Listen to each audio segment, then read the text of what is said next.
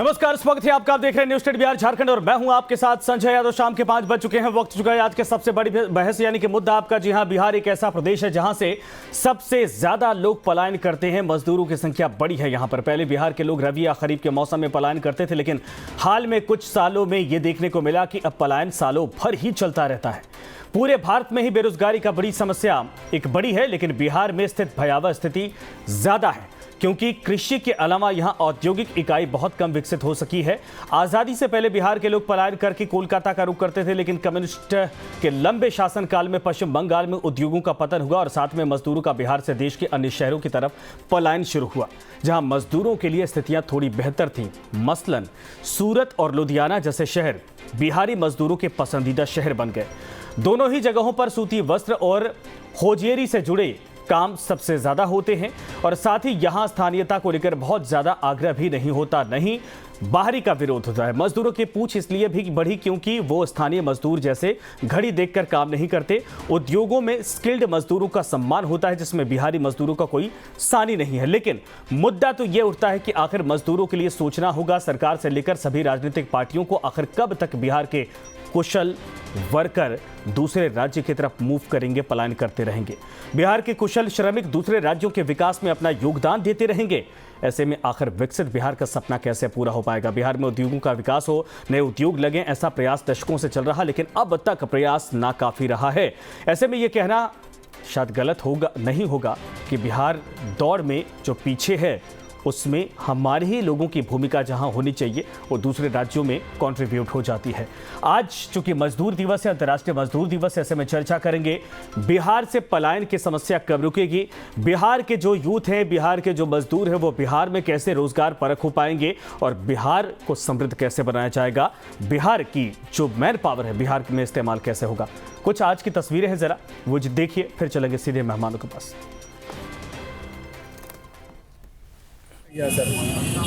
और कहा गया सरकार की 100 दिन का गारंटी योजना, हर जगह बोर्ड में भी हम लोग देखते हैं सर कि गारंटी योजना है, लिखा हुआ है, लेकिन काम एक दिन भी नहीं मिलता।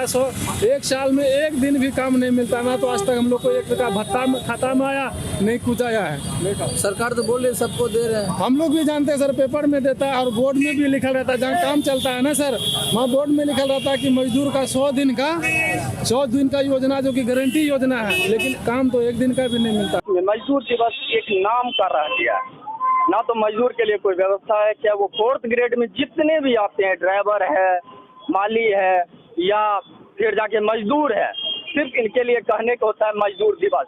सिर्फ इसके नाम पे बदरबाट करने के लिए मजदूर के लिए कोई व्यवस्था नहीं है। आज रोड पे वो खड़े होकर के अपनी मजदूर दिवस जानते हैं वो भी, लेकिन वो अपने बीवी बच्चे के पेट के लिए बीच सड़क पे खड़े रहते हैं, ना उसके लिए बैठने का कहीं भी सहारा है। तो आज ये पड़ताल करेंगे मजदूरों की ये दुख की कहानी जो है, कैसे इसका समाधान होगा, कैसे बिहार में इनका इस्तेमाल किया जाएगा, अपने ही राज्य में रहकर ये समृद्ध बिहार का सपना पूरा कर सके और उसमें योगदान दे सकें। मेरे साथ जितने मेहमान जुड़े हैं परिचय करवाता हूं। हेमराज राम, प्रवक्ता जनता दल यूनाइटेड से मेरे साथ जुड़े हैं। इसके अलावा विवेकानंद पासवान से प्रवक्ता भारतीय जनता पार्टी से जुड़ रहे। डॉक्टर संजय कुमार वरिष्ठ पत्रकार के तौर पर मेरे साथ जुड़ रहे। इसके अलावा चंद्र प्रकाश सिंह इंटक प्रदेश अध्यक्ष मेरे साथ जुड़ रहे। आप सभी का स्वागत है। शुरुआत मैं करना चाहूंगा हेमराज राम साहब आपसे ही, चूंकि अब आप लोग बड़े पैमाने पर रोजगार देने का दावा करते हैं, लेकिन 17 सालों से आपकी सरकार है और ऐसे में बिहार के मजदूर यही सवाल पूछ रहे कि सर 17 सालों में एक पीढ़ी जवान हो जाती है, लेकिन जो पलायन का सिलसिला तब हमारे साथ था वो आज भी बदस्तूर बना हुआ है। बिहारी मजदूर कब तक इस तरीके से पलायन करते रहेंगे? कब तक हमारी स्थितियां सुधरेंगी? कब तक हमें अपने ही राज्य में रोजगार मिल पाएगा? इसका समाधान सरकार के पास अब तक क्यों नहीं निकल पाया? सबसे पहले तो मैं ये कहना चाह रहा हूं कि मजदूरों के सवाल पर, जो मजदूरों की स्थिति थी पूर्व में, पहले तो मजदूरों को बंधक बना के रखा जाता था, बंधुआ मजदूर के रूप में रखा जाता था। दिन और रात जो है उनसे शारीरिक मेहनत करवाया जाता था। लोग उनके साथ ज्यादा बदसलूकी किया करते थे। इंसानियत नाम की कोई चीज नहीं थी मजदूरों के साथ, जैसा व्यवहार हो रहा था, और बहुत तरह की समस्याएं थी। सरकार ने उसमें नियम बनाकर धीरे धीरे, अब तो बिहार के अंदर कहीं भी कोई बंधुआ मजदूर नहीं मिलेगा। सरकार ने इस पर मुस्तैदी से काम किया। बिहार के अंदर जो मजदूरों के जो हालात थे उसमें काफी तब्दीली आई। पहले उनके बच्चे जो है विद्यालय से बाहर हुआ करते थे, वो सब विद्यालय में दिख रहे हैं। तो बहुत तरह की बातें जो मजदूरों के जो दैनिक जीवन में जो आने वाली जो समस्याएं हैं, शिक्षा चिकित्सा से लेकर के बहुत तरह की समस्याएं आती रही है, तो सरकार ने उस पर पहल करके उसमें बहुत सारे परिवर्तन किए। आज भी सरकार जो है उस पर मुस्तैदी से काम करती है और बिहार के अंदर रहने वाले जो मजदूर हैं, बिहार के जो वासी हैं, वो काफी राहत महसूस कर रहे हैं। अरे सर, ये राहत क्या है? आप कह रहे हैं सम्मानजनक मजदूर। मजदूर तो मजदूर होता है। मैं हिंदुस्तान के लगभग 20-22 राज्यों में गया, वहां पर ही कहानी यही थी कि बिहारी मजदूर जब वहां से आते हैं, कोई रोजगार करते हैं, काम करते हैं, ये जाहिर सी बात है वहां पर कोई कहे नहीं, लेकिन उनको आपत्ति होती है कि ये वहां से न जाने क्यों चले आते हैं, हमारा रोजगार खा जाते हैं। ये सच्चाई है और ये मजदूर रोजमर्रा की जिंदगी में इस बात को झेलते हैं। जब ये कहते हैं कि हमें अपने ही राज्य में नीतीश कुमार मौका दे, अपने ही राज्य में स्थिति ऐसी पैदा कर रही है ताकि हमें यहां पर आकर ये जिल्लत ना झेलनी पड़े, ये सच्चाई होती है और उसका समाधान किसी के पास नहीं हो पाता। आऊंगा मैं दोबारा। डॉक्टर संजय कुमार मेरे साथ जुड़ रहे हैं, वरिष्ठ पत्रकार। इसके बाद मैं विवेकानंद जी आपके पास आना चाहूंगा। डॉक्टर संजय कुमार, मजदूर दिवस है सर आज, और बिहार का जिक्र मजदूरों के साथ जब भी होता है तो कोई अछूती या नई बात ऐसी नहीं है जिसको लेकर हम चर्चा करें। सवाल यह है कि ट्रेनें भरकर जाती हैं, बसें भरकर जाती हैं, बेचारे सालों साल घरों से दूर रहते हैं, लेकिन वो व्यवस्था पिछले 17, 18, 20 सालों में या 25 सालों में एक पीढ़ी का अगर जिक्र कर लें बिहार में नहीं हो पाई कि इनको राज्य के भीतर ही रोजगार मिल सके और ये जो बाहरी प्रवासी या मजदूर होने का तमगा इनका है, इसको खत्म किया जा सके। सरकारों ने कहां चूक की है, कहां कमियां रह गई हैं, कहां बेहतर करने की आवश्यकता है, इच्छा शक्ति कैसे आखिर कमजोर है या फिर उस दिशा में काम किया जा रहा है? नहीं, इच्छा शक्ति कमजोर है क्योंकि स्कूलों में बच्चों का ड्रॉप आउट रेशियो कम हो जाने से रोजगार मिल जाता है लोगों को, ऐसी कोई बात। क्योंकि हुआ क्या कि जो फ्रेट एकीडोर का मामला जो हुआ, जैसे मतलब कि जिस कीमत पर कोयला बिहार में मिली, उसी कीमत पर कोयला अगर महाराष्ट्र में मिल रही है तो फिर कोई महाराष्ट्र का उद्योगपति बिहार में उद्योग लगाने क्यों आएगा जब झारखंड का बंटवारा नहीं हुआ जी। तो उस दंश को झेला और यहाँ पर जो मैन्युफैक्चरिंग सेक्टर था, जो इंडस्ट्री सेक्टर था, वो डेवलप नहीं कर पाया, सेकेंडरी सेक्टर डेवलप नहीं कर पाया। एक जो यहाँ पर संभावना है एग्रो बेस्ड इंडस्ट्री या प्रोसेसिंग यूनिट का, तो एग्रो बेस्ड इंडस्ट्री भी बिहार में बहुत सरकार की इच्छा शक्ति का अभाव कहिए या जिन कारणों से भी कहिए वो बहुत पनप नहीं पाया, जिसकी वजह से भी लोगों को यहाँ से बाहर जाना पड़ा। तीसरी जो ज्योग्राफी यहाँ की, अब उत्तर बिहार जो है जब भी बरसात का पानी आता है डूब जाता है, वो नेपाल की नदियां लबालब भरी हुई आती हैं, बिहार को डुबो करके चली जाती हैं जी। अब लोगों के पास तटबंधों पर जो जिंदगी जीते हैं तो उनके परिवार को तो पूरे साल खाने के लिए तो कहीं ना कहीं उनको जाना पड़ेगा जी। और वो निकलते हैं बिहार से। कोरोना के बाद, मैं विस्तार में नहीं जाऊंगा, कोरोना के बाद जब बिहारी मजदूर लौट रहे थे और सड़कों पर जो सब लोगों ने दृश्य देखा था, तो नीतीश कुमार जी ने आश्वासन दिया था कि अब ये मजदूर लौट करके नहीं जाएंगे। और जो चटपटिया का दृश्य दिखा तो लगा कि निश्चित रूप से ये जो अस्किल्ड वर्कर हैं बिहार के, अब इनको दूसरे राज्यों में भटकने की जरूरत नहीं पड़ी। लेकिन कुछ ही दिनों के बाद फिर ये बसों में और ट्रेन में भर भर करके दूसरे राज्यों की तरफ जाने लगे। बिल्कुल भाई, आप जब रोजगार का कोई समुचित व्यवस्था नहीं करेंगे तो स्वाभाविक है कि ये बिहारी मजदूर बन करके बाहर भटकेंगे। माइग्रेशन कोई खराब चीज नहीं है जी। लेकिन अगर वो माइग्रेशन रोजगार के लिए हो रहा है और वो अभी अनऑर्गेनाइज सेक्टर में जिसका कि कोई ठिकाना नहीं है, चाहे वो तमिलनाडु जा रहे हैं, गुजरात जा रहे हैं, महाराष्ट्र जा रहे हैं, तो जो दृश्य दिखता है वो सरकार की कहीं ना कहीं से इच्छा शक्ति। और बिहारियों के बारे में तो मैं कहूंगा मजदूर दिवस है, मैं उनको नमन करता हूं, सलाम करता हूं उन श्रमिकों को जो अपनी श्रम के बदौलत, चाहे वो पंजाब और हरियाणा के खेतों की हरियाली हो या गुजरात और महाराष्ट्र की जो चिमनियां जो धुआं उगल रही हैं, लेकिन विडंबना कहिए या इनका जो है से कि ये कहिए कि ये हर जगह भटकते रहते हैं, जबकि इनकी अपनी ही सरकार जो हाथ जमीन की छाती को फाड़ करके सोना उगाने में सक्षम है, उस हाथ को दूसरे राज्यों में भटकना पड़ता है, हाथ छानना पड़ता है, तो सरकार की इच्छा शक्ति का अभाव मैं मानूंगा कि आज तक कोई ठोस, अब इथेनॉल प्लांट जो 17 इथेनॉल प्लांट की बात हो रही है, मात्र 2-3 प्लांट फंक्शनल हो पाए, बाकी अभी भी एग्जीक्यूट नहीं हो पा रहा है। तो सरकार जब जातियों में बटा हुआ राज्य हो और जहां पर सब कुछ उसके हिसाब से वोट तय होता हो, राजनीति तय होती हो, उसके अनुसार सरकारें बनती हैं, वहां पर रोजगार का मुद्दा तो छूट जाता है और फिर बच जाते हैं, लोगों के हिस्से में बच जाते हैं मजदूर जो बाहरी राज्यों में भटकने के लिए विवश होते हैं, परेशान होते हैं, जो दृश्य हम लोग देख रहे हैं। बिल्कुल सही आपने कहा। विवेकानंद पासवान जी, जरा ये बताइए सर, 17 सालों को मैं जिक्र इसलिए कर रहा कि बड़ी इसमें बड़ा एक समय काल है जिसमें आप भी मिलकर सरकार चलाएं हैं, बड़ी बड़ी बातें की जाती हैं, बड़े बड़े दावे किए जाते हैं, लेकिन सच्चाई यही है सर, 1000 रुपए के काम 500 रुपए में करने को मजबूर हो जाते हैं ये मजदूर बाहर जाकर। और इनके कभी रहन सहन को जाकर देखिए बाहरी राज्यों में, हालात जैसे होते हैं वहां बड़ी मुश्किल से कोई ठहर पाए, लेकिन मजबूरी है, अगर वो भी ना करे तो फिर इनके घर में 2 वक्त की रोटी, 1 वक्त की रोटी के लिए मोहताज होना पड़ जाए। ये हालात बिहार की किस्मत पर क्यों ठप्पे की तरह चस्पा हुआ है? देखिए संजय जी, मैं आज विश्व श्रमिक दिवस पर उन तमाम मजदूरों को आपके माध्यम से बधाई देना चाहता हूँ, उनको प्रणाम करना चाहता हूँ, जिन्होंने अपने श्रम से इस देश के एक एक कार्य में अपना योगदान दिया। मैं कुछ आपको पीछे ले जाना चाहता हूँ, थोड़ा गौर से सुनिएगा। 1990 से 2005 का जो टेन्योर था वो राजद का टेन्योर था। उस समय जो भी बिहार में उद्योग लगे थे, जैसे उत्तर बिहार में अशोक पेपर मिल था, बंद हो गया। कुछ उद्योगपति जो यहाँ अपना उद्योग लगाने की इच्छा शक्ति जाहिर किए थे, वो अपहरण का दौर चला, वो दहशत का दौर चला, वो भय का माहौल चला।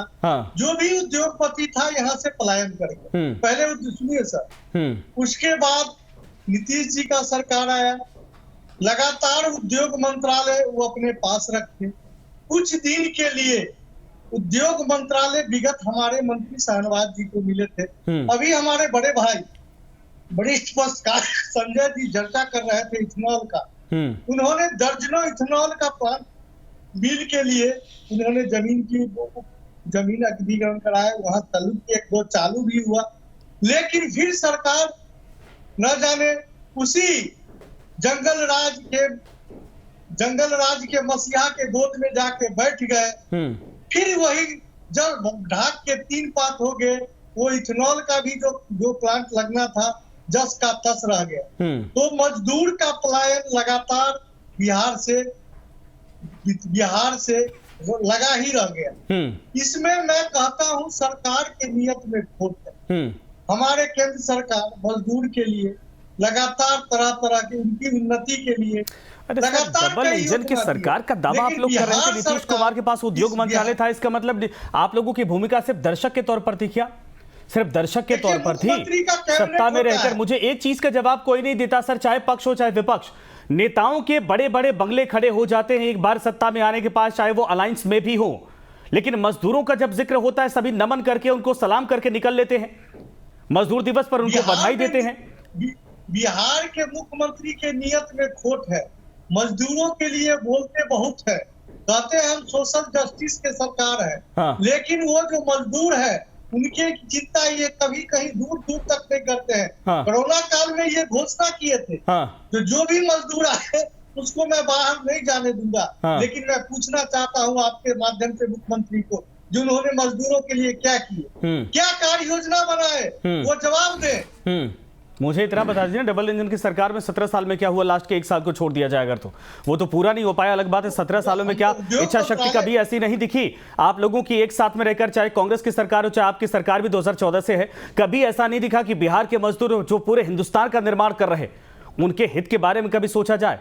सिर्फ दावे किए जाते कि बताइए कितना पैसा चाहिए, लेकिन मजदूरों के हित में कुछ नहीं आता। मैं वही पूछता हूं कि नेताओं के बंगले कैसे खड़े हो जाते बिहार अगर वाकई में इतना गरीब होता, इतना यहां पर पैसा नहीं होता, व्यवस्था नहीं होती, लेकिन मजदूरों की झोपड़ी रह जाती है। मैं आऊंगा दोबारा सर आपके पास। चंद्र प्रकाश सिंह साहब मेरे साथ इंटक प्रदेश अध्यक्ष हैं। चंद्र प्रकाश जी, कौन है जिम्मेदार सर?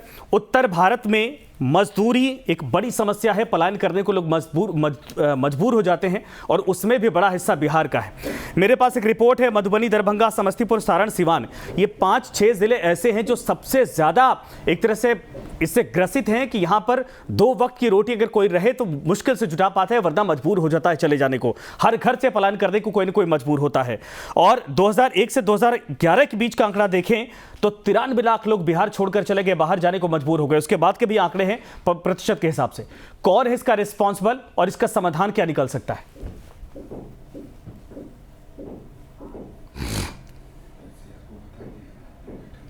देखिए संजय जी, सबसे पहले हम न्यूज नेशन को बहुत बधाई देना चाहते हैं कि मजदूर दिवस के अवसर पर मजदूरों के सवाल को लेकर के आपने कार्यक्रम रखा है। यद्यपि सुबह से ही लगातार हम लोग विभिन्न कार्यक्रमों में व्यस्त रहे हैं और फिर से मैं आपको बधाई देता हूं कि आपने ये कार्यक्रम किया है। देखिए, केवल हम आपसे भी निवेदन करेंगे कि बिहार के मजदूरों की स्थिति को लेकर के विस्तार से कभी और चर्चा करिए तो कई बात सामने आएंगी। देखिए, सरकारों पर कुछ लोगों का ये जो राजनीति है ना, ये ठीक नहीं है। हम इस सरकार की बात करें, उस सरकार की बात करें, सरकारों को केवल दोष देते रहें। अगर हम यहाँ खड़े हैं तो हम अगर राज्य सरकार की बात छोड़ के केंद्र सरकार की बात करें तो फिर होगा कि भाई आप केंद्र सरकार को के ऊपर अंगुली उठा रहे हैं। देखिए, बिहार में उद्योग नहीं है तो याद से थोड़े बात चल रही है। ये बातें तो जब से झारखंड बिहार का बंटवारा हुआ है तब से बातें चल रही हैं। अब उद्योग विभाग किसके पास है, शिक्षा विभाग किसके पास है, ये तो बड़ा मुश्किल हो गया ना कि विभाग मिलने के बाद भी मंत्री कहेंगे कि हम मुख्यमंत्री थोड़े थे, हम तो मंत्री थे, निर्णय तो मुख्यमंत्री लेते हैं।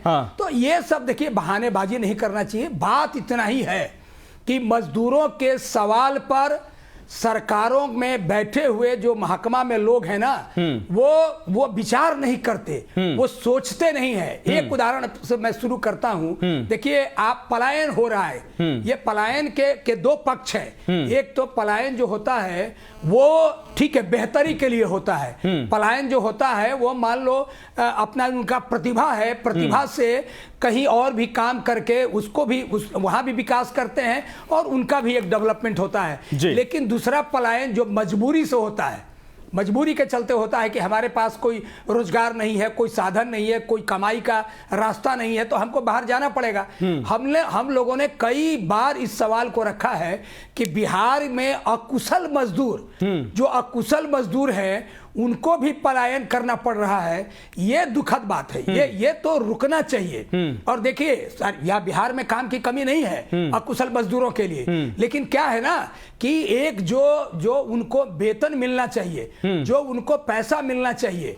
आज न्यूनतम मजदूरी की जब हम बात करते हैं तो देखिए, अब न्यूनतम मजदूरी की बात पर बात नहीं बनेगी। लिविंग वेज चाहिए।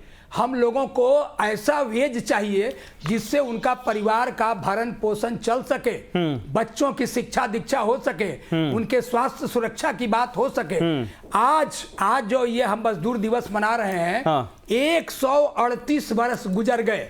1886 के आंदोलन को हम याद करते हैं और आप सोचिए कि 137-38 वर्ष बीतने के बाद भी 8 घंटा मजदूरी की बात हम कर रहे हैं। आज भी उस समय, आज 137-38 बरस पहले भी 8 घंटा मजदूरी की लड़ाई हुई और आज भी आप चले जाइए, कल कारखानों में आउटसोर्स हो रहा है या ठेका पर काम हो रहा है, कॉन्ट्रैक्ट में काम हो रहा है, दैनिक मजदूरी पर काम कराया जा रहा है, टर्म एम्प्लॉयमेंट पर काम कराया जा रहा है। इनको 8 घंटा कहीं मजदूरी नहीं है, 10 घंटा 12 घंटा लोग काम कर रहे हैं। इसलिए कि वेतन इतना कम है कि वो चाहते हैं कि अधिक से अधिक हमको अधिक घंटा काम करना पड़े, 16 घंटा काम करना पड़े।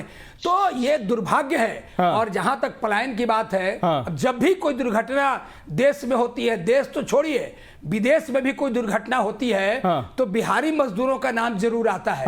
तो ये जो हमारे ऊपर एक धब्बा है ना बिहार के ऊपर, ये जो कलंक है, इसको हमको मिटाना पड़ेगा और इस पर सरकार को गंभीरता से सरकार को विचार करना चाहिए कि हमारे लोग ईंटा बनाने के लिए, हमारे लोग खेती कराने के लिए, हमारे लोग निर्माण के कार्य के लिए, हमारे लोग रिक्शा ठेला चलाने के लिए, हमारे लोग फल सब्जी और ठेला पर चीजों को बेचने के लिए क्या बाहर के शहरों में जाएंगे या बाहर जाकर के रोजगार खोजेंगे? ये तो कम से कम बंद होना चाहिए, हर हालत में बंद होना चाहिए। हेमराज जी जवाब इसका लिए देखिए, हेमराज जी जवाब, सर मैं आऊंगा दोबारा। हेमराज जी जवाब, यहाँ जो फुटपाथ पर दुकान, नहीं मैं जो हेमराज जी जवाब सर। हाँ, देखिए बहुत तरह के सवाल आए, सभी लोगों ने अपने अपने स्तर से अपने हिसाब से लोगों ने अपना पक्ष रखा। और जहां तक है सरकार का और बिहार में मजदूरों के हालात का, तो बिहार सरकार समय समय पर मजदूरों के हित में जहां जो उचित और आवश्यकता के अनुसार जो बना उस पर कार्रवाई किया, उस पर जो योजनाएं लाई। दूसरी बात है कि देश के अंदर अब तो एक चीज तो जरूर जान लीजिए कि जब हम मजदूरों की बात करते हैं तो आज एक अंतर्राष्ट्रीय मजदूर दिवस है। हम अंतर्राष्ट्रीय की बात ना करें तो कम से कम जिस देश में रहते हैं उस देश लेवल पर तो जरूर सोच सकते हैं। देश की हालात कैसी है कि आज अमीर और गरीब के बीच में एक बहुत बड़ी खाई उत्पन्न हो गई। आज जो केंद्र सरकार की जो गलत नीतियों के कारण जो देश में हालात पैदा हुए, अमीरों और गरीबों के बीच तेजी से बढ़ा है। अरे सर 2014 से ही बिहार से लोग थोड़ी ना पलायन कर रहे हैं सर। नहीं एक सेकंड रुकिए ना, राजनीति मत करिए सर प्लीज। आज अपनी सरकार का अगर कोई एजेंडा है, कोई तरीका है, कोई समाधान है तो बताइए प्लीज, इसमें पॉलिटिक्स मत घुसाइए। आप उन लोगों के दंश को नहीं समझ सकते, हम भी नहीं समझ सकते, जिनको 8 घंटे करने के बजाय 12 घंटे शोषण किया जाता है, पैसा उससे भी कम दिया जाता है ना? ना राजनीति नहीं सर प्लीज। 6 महीने 6 साल 8 साल में ये परिस्थितियां नहीं पैदा हुई कि बिहार के मजदूर जाकर किसी कोने में हिंदुस्तान के काम करें और उसके बाद वहां से बेचारे खट कर साल भर में 1 दिन 4 दिन 5 दिन के लिए अपने घर मजबूर होकर आना पड़े। ये दशकों से चली आ रही है। इस पर बोलिए ना, जो वो कमिटमेंट किए थे,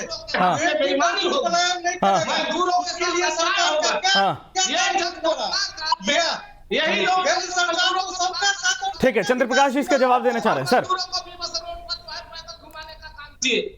आज के हालात में संजय जी हम लोगों को ये इस डिस्कशन में फैक्ट पर बात करना चाहिए, क्या सच्चाई है इस पर बात करनी चाहिए।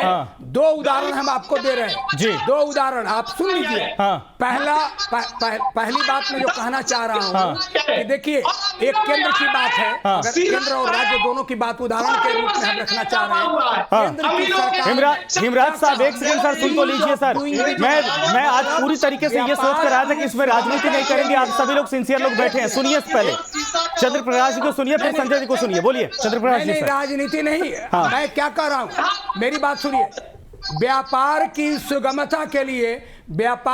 सुगमता के लिए श्रम कानूनों में बदलाव करेंगे। हम कह रहे हैं कि व्यापार की सुगमता केवल होगी, मल्टीनेशनल कंपनियों का केवल धन बढ़ेगा, उनका व्यापार बढ़ेगा, उद्योगपति हैं उनका व्यापार बढ़ेगा। तो आप कम से कम ये तो कहिए ना कि व्यापार की सुगमता के साथ साथ मजदूरों के हितों का ख्याल रखा जाएगा, जो सरकारें नहीं कर रही हैं। नंबर 1। नंबर 2, एक एग्जाम्पल आपको देने जा रहे हैं। पूरे देश में स्वच्छता मिशन चल रहा है, सफाई अभियान और जो स्मार्ट सिटी बनाने का काम हो रहा है।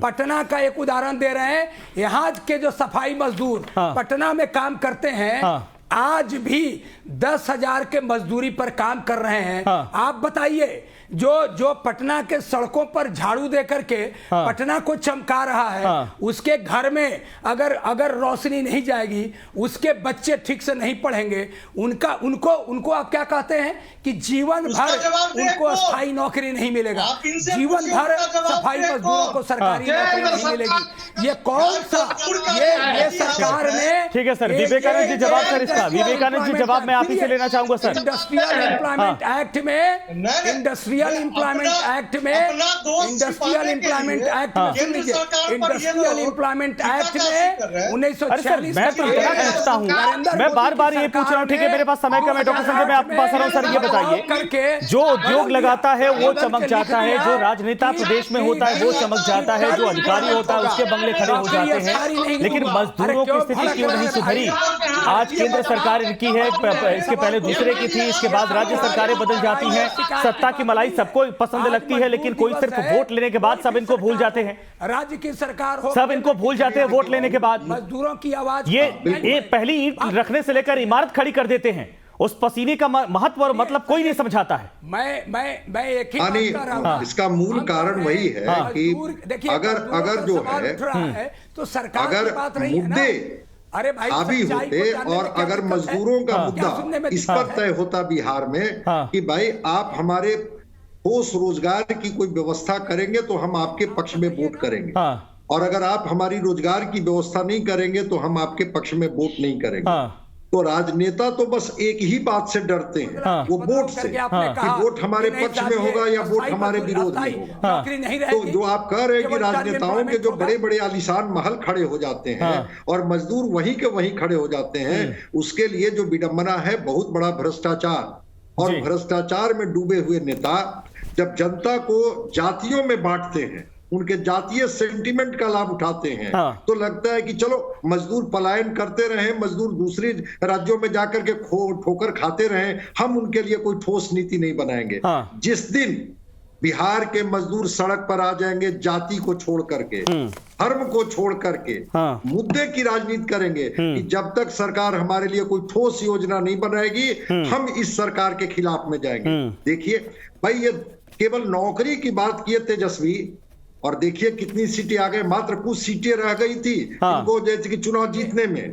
नीतीश कुमार जी आए कहे कि नहीं 10 लाख रोजगार भी हम दे देंगे। ये रोजगार और नौकरी के बीच में बिहार का जो नैरेटिव तय किया गया इस बार के चुनाव में, ठीक है सर, बिल्कुल चंद्रप्रकाश जी, मैं आपकी बात को समझ गया सर, मेरे पास मजबूरी होती है, थोड़ा समय कम है, लेकिन किसी दिन और बैठाऊंगा आपको, क्योंकि इस मसले पर आपकी भी बात सुनना जरूरी है। जी जी जी सर, समय खत्म हो चुका है जी। चुनाव और वोट से नहीं जोड़ना है, मजदूरों की राजनीति नहीं करनी है, मजदूरों के हक की बात करनी है, उनके हक की बात करनी है। अरे हमको वोट और राजनीति से लेना नहीं है, जब आएगा वोट देखेंगे। ठीक है सर, ठीक है, माफी के साथ समय खत्म हो चुका है। आप सभी का धन्यवाद हमारे साथ जुड़ने के लिए। सर माफी के साथ समय खत्म हो चुका है। बहुत बड़ा मसला है जिस पे जितनों घंटे चर्चा करनी हो, मुझे लगता है इसके समाधान की तरफ बढ़ने की तरफ अगर आगे बढ़ा भी जाए तो बहुत लंबी चर्चा हो जाएगी और इसको नेताओं को समझना होगा। एक बात जरूर है कि एक ठोस मजदूर के हितों की नीति को लेकर सरकारों को सोचना पड़ेगा। क्यों ऐसा होता है कि स्किल्ड और अनस्किल्ड दोनों मजदूर यहां पर रुकने के बजाय बाहर चले जाते हैं, बड़ी इमारत खड़ी करते हैं, पहला पत्थर रखते हैं, पहला ईंट रखते हैं, इमारत चमक जाती है, लेकिन अगले दिन जब इमारत बनने के बाद वो मजदूर उसी किनारे कहीं झोपड़ी में पड़ा होता है। यह सच्चाई हिंदुस्तान के एक बहुत बड़े वर्ग की है और वो वर्ग मजदूर कहलाता है। मजदूर कोई शौक से नहीं बनता, मजबूरी में बनता है, और राजनेता इस मजबूरी का फायदा उठाते हैं वोट पॉलिटिक्स के जरिए। मजदूरों को समझना होगा अपने अधिकारों के लिए, और राजनेताओं को समझना होगा वोट के लिए। इनको एक सिर्फ नरमुंड मत समझिए, एक बहुत बड़ा जनता का एक कहा जाए कि बहुत बड़ा वर्ग मत समझिए, इनके हितों के लिए काम करिए, तब जाकर ये स्थितियां बदलेंगी। धन्यवाद आप सभी।